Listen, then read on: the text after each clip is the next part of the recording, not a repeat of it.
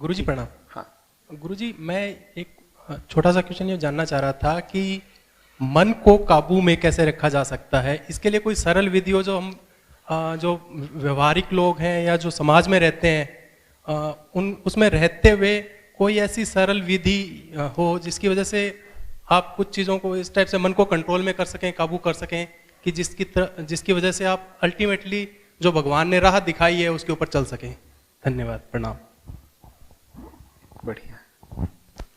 मन को काबू में कैसे रखें, किसके काबू में?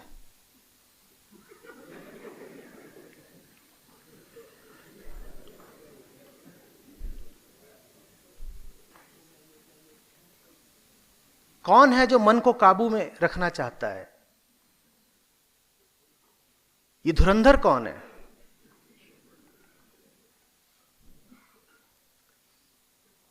कहिए, ये मैं कौन है जो मन को काबू में रखेगा? अब समझो गौर से, जिसे तुम काबू में रखना चाहते हो वो तुम्हारी छाया है। तुम जैसे हो वो वैसी है, तुम उसे काबू में कैसे कर लोगे?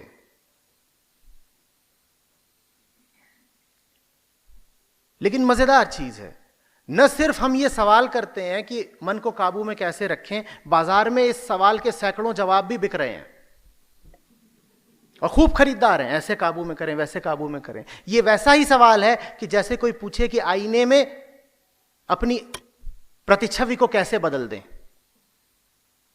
अपनी शक्ल को बदलो तो आईने में जो दिख रहा है वो भी बदल जाएगा। मन मैं का मौसम है।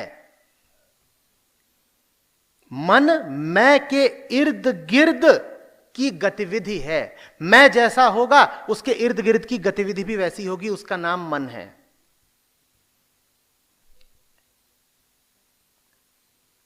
मन निर्धारित ही इस बात से होता है कि तुमने अपने आप को क्या समझ रखा है, क्या बना रखा है, मैंने किससे आसक्ति जोड़ रखी है।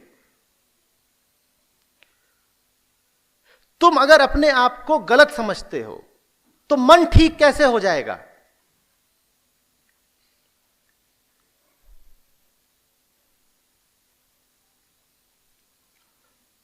तुम अगर जाकर खड़े ही कीचड़ में हो गए हो तो आसपास खुशबू का माहौल कैसे रहेगा?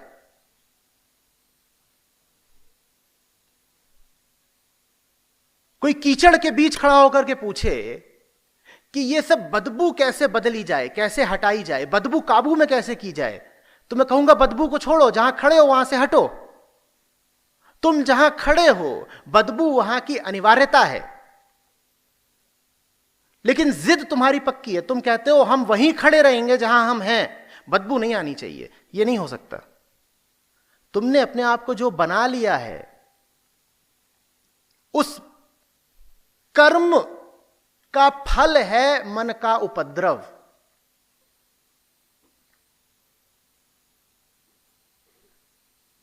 तुम बदल जाओ, मन बदल जाएगा। मन माने क्या? मन से तुम्हारा आशय होता है चेतना।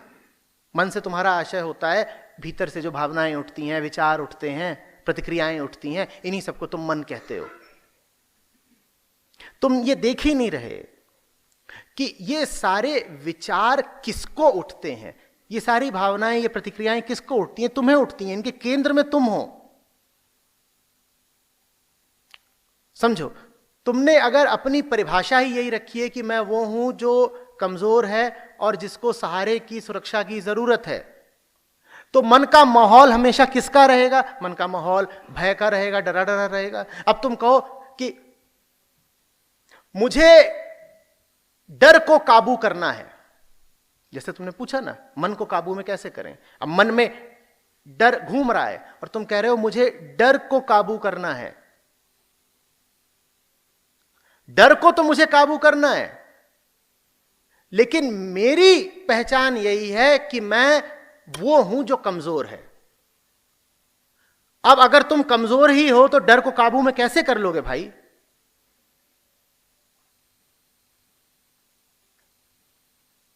तुम अपने आप को कुछ बना करके जीवन में घूमते हो, रमण करते हो, जो तुमने अपने आप को बना रखा है उसको समझो, गौर से देखो कि क्या बना रखा है। और जो कुछ तुमने अपने आप को बना रखा है वो तुम्हारे लिए परेशानी का ही कारण बनेगा। अध्यात्म है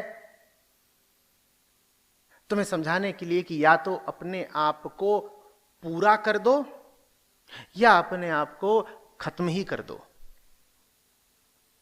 इन्हीं दोनों स्थितियों में तुम्हें पहचानों से मुक्ति मिलेगी, इन्हीं दोनों स्थितियों में तुम्हें झूठे उपद्रवों से मुक्ति मिलेगी। क्यों अपने आप को आधा अधूरा समझते हो? और जो भी तुम कुछ समझते हो अपने आप को वो आधा अधूरा ही, आंशिक ही है, इधर से उधर से मिला है, पकड़ लिया है।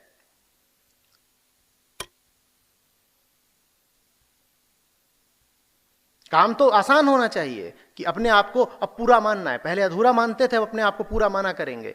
आसान नहीं है। आसान इसलिए नहीं है क्योंकि अधूरा मानने में मैं बचा रहता है। अपने आप को पूरा मानने में मैं मिटता है। अधूरा मानने में बड़ा स्वार्थ जुड़ा हुआ है।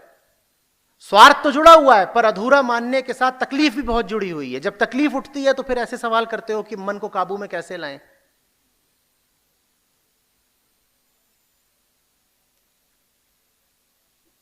अधूरे मैं को कहते हैं अहम, पूरे मैं को कहते हैं आत्मा। समझ रहे हो बात?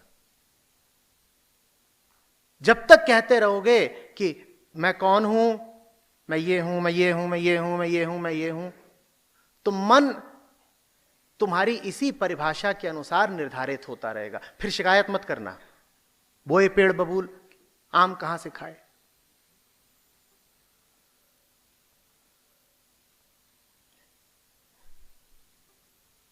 इस बोध के साथ जियो कि भीतर भीतर हम बिल्कुल पूरे हैं, हमें कोई जरूरत नहीं। जरूरतें जितनी हैं सब बाहरी हैं। जरूरतें पूरी हो जाए तो भी कोई बाहरी चीज पूरी हुई, जरूरतें पूरी नहीं भी हुई तो भी कोई बाहरी चीज अधूरी रही। भीतर भीतर हम लगातार पूरे हैं। जब पूर्णता में जियोगे तो मन एक सीमा से ज्यादा खराब नहीं होगा।